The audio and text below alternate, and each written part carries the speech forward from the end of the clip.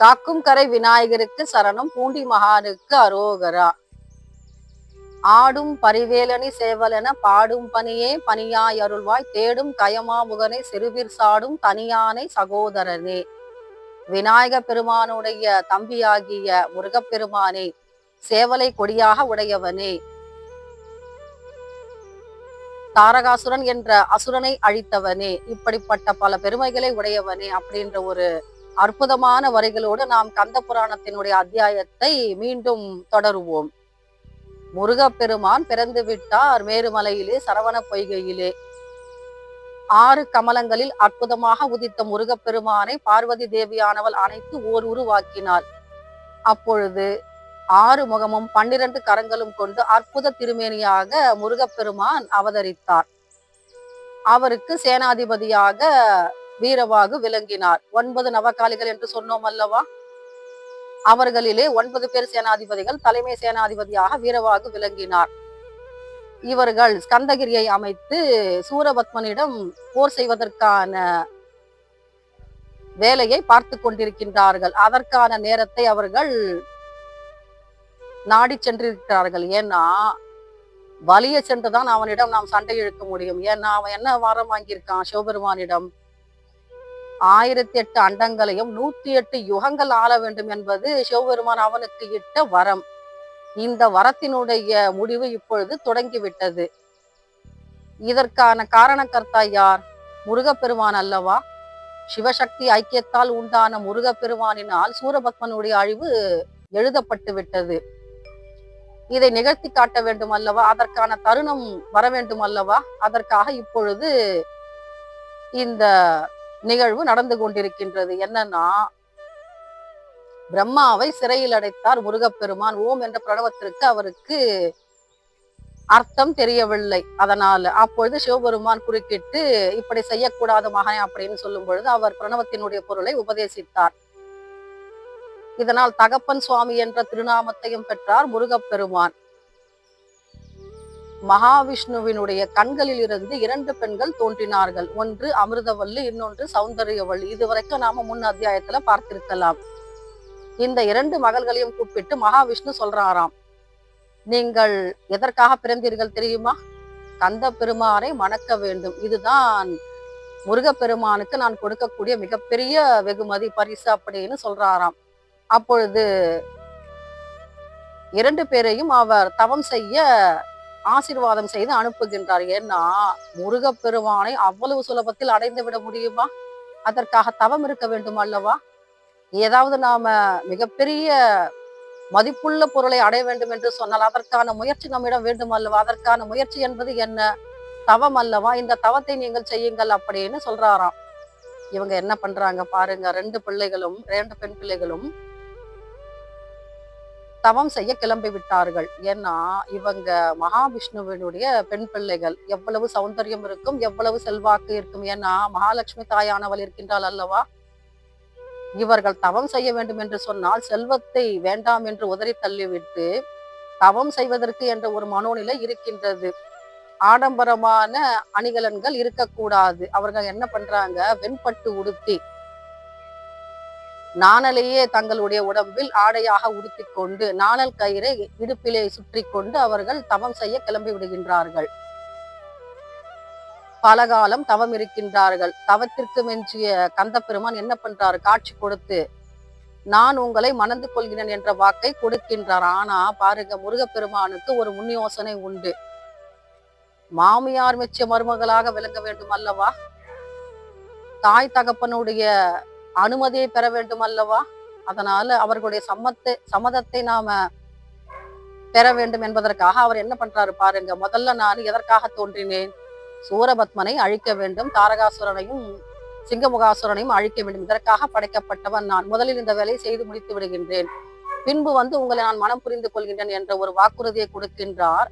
மேலும் ஒரு கட்டளையையும் கொடுக்கின்றார் முருகப்பெருமான். என்னன்னா, மூத்தவளான அமிர்தவல்லியை கூப்பிட்டு தாங்கள் தேவேந்திரனுடைய மகளாக வளருங்கள் அப்படின்னு சொல்லி விடுகின்றார். இன்னொருவள் சௌந்தரியவல்லி, இவளை கூப்பிட்டு தாங்கள் சிவலிங்க முனிவரிடம் மகளாக வளர வேண்டும் அப்படின்ற ஒரு கட்டளையும் இட்டு விடுகின்றார். ஏன்னா முருகப்பெருமானுக்குரிய உபாயம் இது. முதல்ல நாம வந்த வேலையை கவனிக்கணும் இல்லையா? சூரபத்மனுடைய கொட்டம் தாங்க முடியாமல் தேவர்கள் கண்ணீர் வடிக்கின்றார்கள். இந்திராணியை கொடுமைப்படுத்துகின்றான், ஜெயந்தனை சிறையில் அடைத்து விட்டான். இப்பொழுது இதையெல்லாம் கேட்க வேண்டும் அல்லவா? அதற்காக முருகப்பெருமான் கையாண்ட உபாயம் இது. இப்பொழுது வரத்தை கொடுத்து விட்டார் அல்லவா? அடுத்தது என்ன செய்யறாரு பாருங்க. கைலாயத்துக்கு செல்கின்றார். அங்கே ரிஷப வாகனத்திலே பார்வதியும் பரமசிவனும் அமர்ந்திருக்கின்றார்கள். முருகப்பெருமான் என்ன பண்றாரு? பாலகுமாரனாக வந்து தாய் தந்தை இந்த 2 பேருக்கும் நடுவிலே உட்காருகின்றார். இந்த மூர்த்திக்கு என்ன பெயர்னா சோமாஸ்கந்த மூர்த்தி என்ற திருநாமம் உண்டு. பல கோவில்களிலே நாம் பார்த்திருக்கலாம். ரிஷப வாகனத்திலே காளை வாகனத்தின் மீது பார்வதி பரமசிவன் அமர்ந்திருப்பார்கள். நடுவிலே வேலை கையிலே வைத்துக் கொண்டு முருகப்பெருமான் பாலரூபமாக அமர்ந்திருப்பார். இது அற்புதமான மூர்த்தி. ஏன்னா சோமாஸ்கந்த மூர்த்தி என்பதற்கு மிகச்சிறந்த பிரசித்தி உண்டு. இப்படி உட்கார்ந்திருக்கும் பொழுது சக்தியானவள் ஒன்று நினைக்கின்றாள். என்னன்னா, ஒரு போருக்கு புறப்படும் பொழுது மகனுக்கு என்ன கொடுக்க வேண்டும்? கையில ஆயுதங்களை கொடுக்க வேண்டும் அல்லவா? படைக்கல கருவிகள் வேண்டும். அதற்கான போர் பயிற்சி எல்லாம் வேண்டும் அல்லவா? வெறுமனே போருக்கு எப்படி அனுப்பி விடுவது? என்னதான் முருகப்பெருமான் சூரபத்மனை அழிக்க பிறந்தவன் என்றாலும் ஒரு தாயாக முன்னின்று அவள் ஒரு உபாயம் செய்கின்றாள். என்னன்னா, முருகப்பெருமானுக்கு 12 கரங்கள். அந்த 12 கரங்களுக்கு உரிய ஆயுதங்களை கொடுக்கின்றாள் தாயான பார்வதி தேவி. கொடுத்துவிட்டு தலைமை சேனாதிபதியாக விளங்குகின்ற வீரவாகுவிடம் ஒரு வார்த்தை சொல்கின்றாள். என்னன்னா, முருகப்பெருமான் என்ன ஒரு கட்டளை இடுகின்றாரோ அதை நீ தலைமையில் வைத்து செயல்பட வேண்டும் என்ற ஒரு அன்பு கட்டளை. முருகப்பெருமான் பாருங்க, எடுத்த உடனே சூரபத்மனை வதம் செஞ்சிடல. முதல்ல என்ன பண்றாருன்னா, அசுரர்களுடைய கோட்டை எது, அவர்களுடைய ராஜதானி எது? மகேந்திரகிரி அல்லவா? அங்கு புறப்படுகின்றார். ஏன்னா வலிய போய் சண்டை இழுக்கணும்ன்ற முடிவுக்கு வந்துட்டாரு முருகப்பெருமான். சூரபத்மன் கிட்ட வரமாட்டான். ஏன்னா இவன் சிவன் மைந்தன் என்ற காரணத்தை அறிந்தால் சூரபத்மன் கிட்ட வருவானா? ஏன்னா அவன் வாங்கின வரம் அப்படி இல்லையா?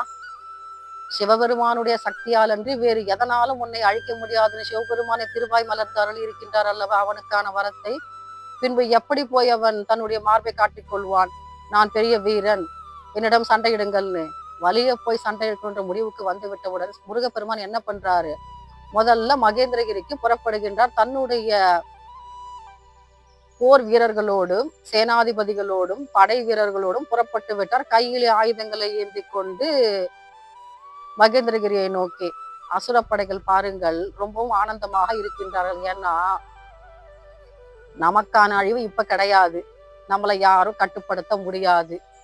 நாம ஆதிக்க உணர்வு கொண்டவர்கள், நாம எல்லாரையும் அடக்கி ஆண்டுகிட்டு இருக்கோம். யாரும் நம்மளை எதிர்க்க போறதும் கிடையாது. இந்திரனுடைய பிள்ளை ஜெயந்தனை நாம் சிறையில் அடைத்து விட்டோம். இந்திரன் எங்கோ மேகக்கூட்டத்திலே மறைந்து ஓடிவிட்டான், அவனையும் காணோம். தேவர்கள் வலிமிழந்திருக்கின்றார்கள். தேவர்களின் குருவான பிரகஸ்பதி இப்ப எங்க இருக்காருன்னு தெரியாது. ஏன்னா அவருதான் கைட் பண்ணுவாரு, எங்க எப்படி என்ன பண்ணணும் அப்படின்ற ஒரு உபாயத்தை சொல்லக்கூடிய குரு, அவரையும் காணோம். ரொம்பவும் ஆனந்தமாக கொட்டமடித்துக் கொண்டிருக்கின்றார்கள் அசுர கூட்டங்கள். அப்பொழுது பாருங்கள், முருகப்பெருமான் ஒரு யோசனையை முன்வைக்கின்றார். என்னன்னா, எடுத்த உடனே சூரபத்மனுடைய கையில நாம தலையிடக்கூடாது, அவன்கிட்ட நாம போகக்கூடாது. முதல்ல தம்பியிலிருந்து ஆரம்பிக்கணும் இல்லையா? ஏன்னா 2 தம்பி வச்சுக்கிட்டு இருக்கான் இல்லையா சூரபத்மன்? ஒன்று தாரகாசுரன், இன்னொன்று சிங்கமுகாசுரன். இப்ப 2 பேருமே வலது கை இடது கை போட்டு செயல்படுகின்றார்கள் இந்த சூரபத்மனுக்கு. அப்ப முதல்ல யார நாம அடிக்கணும்னு திட்டமிடணும்?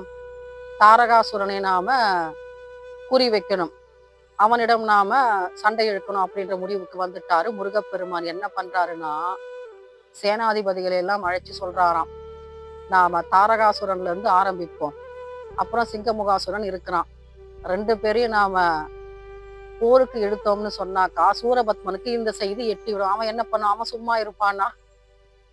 அவன் வருவான் இல்லையா சண்டைக்கு? அப்ப நாம பார்த்துக்கலாம். ஏன்னா தேவர்களோட பிள்ளை ஜெயந்தன் இப்போது சிறையில் இருக்கின்றான். சிறையில் இருந்து அவனை விடுவிக்க வேண்டும். அதனால தாரகாசுரனை அவன் மையமாக நினைக்கின்றார் முருகப்பெருமான். வீரவாகுவை அனுப்பி ஒரு டிமாண்ட் வைக்க சொல்றாங்க. என்னன்னா, நீ ஜெயந்தனை சிறையிலிருந்து விடுவிக்க வேண்டும் அப்படின்னு. அப்போ வீரவாகு போறாரு, தூதுவராக போயிட்டு கேட்கிறாரு தாரகாசுரன் கிட்ட. எங்களுடைய தலைவன் முருகப்பெருமான், அவனிடம் காலில் விழுந்து நாம் பணிந்து வணங்கினால் எப்படிப்பட்ட கொடிய மனம் படைத்தவர்களாக இருந்தாலும் அவன் கருணையோடு ஏற்றுக்கொள்வான், தன்னுடைய வரத்தை வழங்கி விடுவான். கருணை வள்ளல் அவன். அவனிடம் நீங்கள் வழங்குகின்றீர்களா அல்லது போருக்கு நீங்கள் தயாராகுகின்றீர்களா? ஏன்னா இந்திரனுடைய பிள்ளையை நீங்க சிறையில வைத்திருக்கிறீங்க, அவனை நீங்க ரிலீஸ் பண்ண முடியுமா அப்படின்னு ஒரு டிமாண்டு. ஆனா அவன் கேட்பானா? சிவபெருமானை எதிர்க்க வந்தாலும் அவங்களுடைய ஆதிக்கம் இப்போ பெருசா இருக்கு, கொஞ்சம் யோசனை பண்ணி தான் பேசுவான், எடுத்த உடனே ஓகேன்னு சொல்லிட மாட்டான். அதனால பார்க்கிறான், எங்க இருந்து வந்தாங்கன்னு தெரியாது இவங்கெல்லாம்.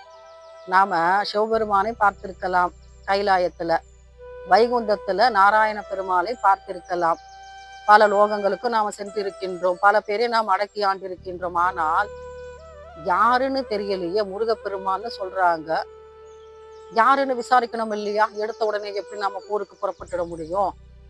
எதிராளி யாரு, அவங்களுடைய பின்னணி என்ன, இதையெல்லாம் நாம தெரிஞ்சுக்கணும் இல்லையா?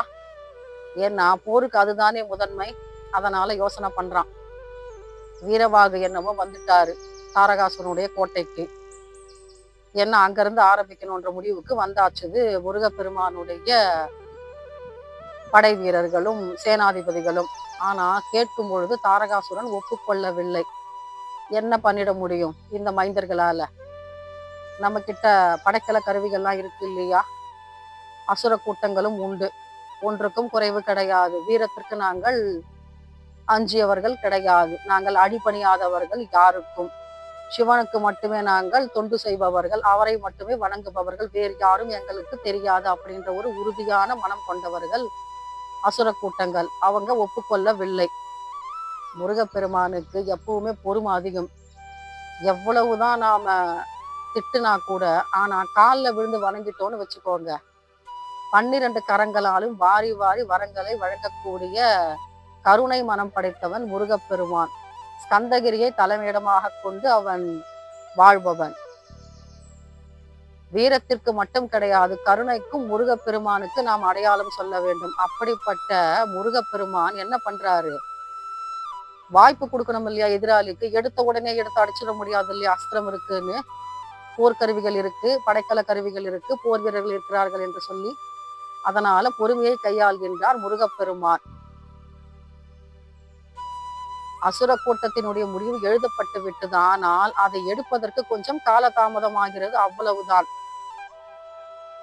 சரி, இவ்வளவு வேலைகள் இருக்கின்றன நமக்கு. சூரபத்மனை அழிக்க வேண்டும், அவ்வளவு சுலபத்துல அழிச்சிட முடியுமா? ஏன் நாம வெற்றியினுடைய உச்சியில இருக்கின்றான். பிரம்மாவுக்கே ஒரு கர்வம் இருந்ததல்லவா, நான் படைப்பின் தலைமை கர்த்தா என்று, என்னால் தான் உலகம் இயங்குகின்றது, என்னால் தான் இந்த உலகம் படைக்கப்பட்டது என்று. அப்போ அசுர கூட்டங்களுக்கு என்று ஒரு மூளை இருக்கும் அல்லவா, அது செயல்பட்டு கொண்டே இருக்கும் அல்லவா. நான் அடி பணிய மாட்டேன் என்று ஒரு மூர்க்கத்தனமான பிடிவாதம் இருக்கும் அல்லவா. என்னதான் நாம உபாயத்தை சொன்னாலும், சமாதானம் அடைய வேண்டும் என்று சொன்னாலும் அவர்களுடைய மூர்க்க குணம் வெளிப்படும் அல்லவா, முரட்டு சுபாவம் இருக்கும் அல்லவா.